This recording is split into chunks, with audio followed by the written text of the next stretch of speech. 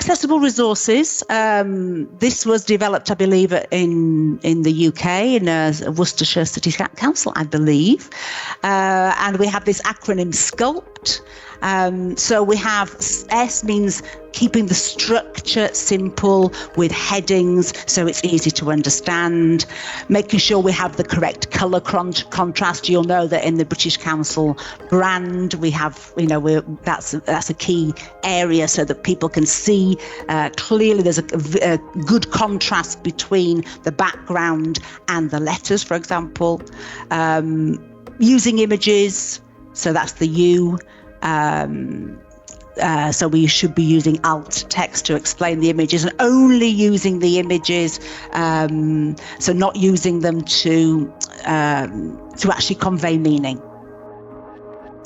The L, well, that's for the links. So we should be describing links and not just putting a huge hyperlink in.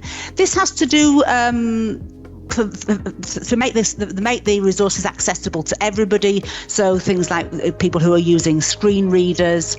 We also have learners with sensory issues, so for example in terms of the visual, the contrast, going back to the contrast, that's very important for them as well.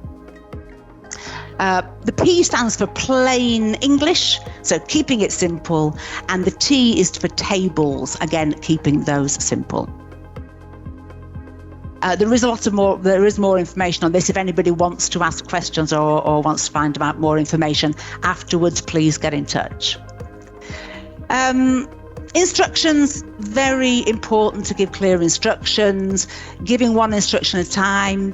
This is very important for attention spans. I'm terrible at actually, if someone gives me lots of instructions verbally, I just don't remember them. I really can't cope with them. So as I said earlier, this is not just for our students who have an identified learning difficulty. This is for everybody. If we do this in our classroom, we're going to help all our students. So we should keep them short. We need to check that the students have understood. So not just saying, do you understand, but asking them specifically to make sure they have understood. We may need to repeat them, and we may need to give them in different forms. All right. And we may have to do this for a couple of the learners in the class, but as I say, it will benefit everybody in the group. Related to that, I think, is this also allow think time.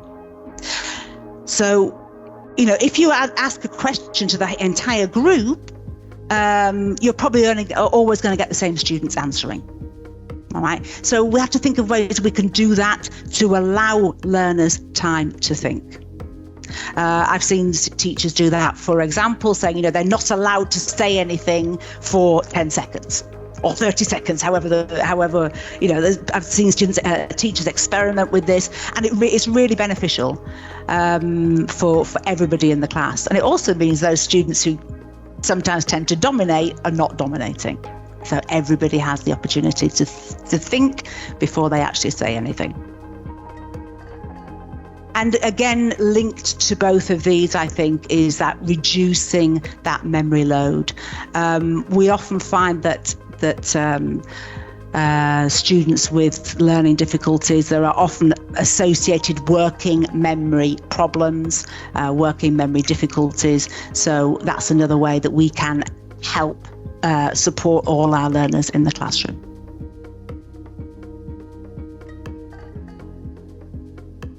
Okay, I mentioned earlier, have high expectations, all right?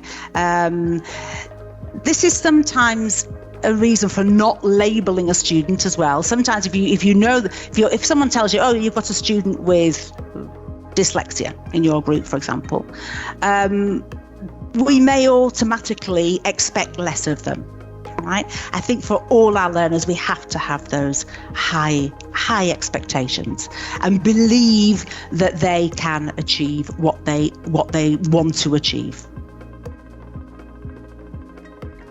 And again, mentioning the self-esteem that we saw earlier in the slide, that's going to help them to become to develop their language learning and to enjoy their language learning.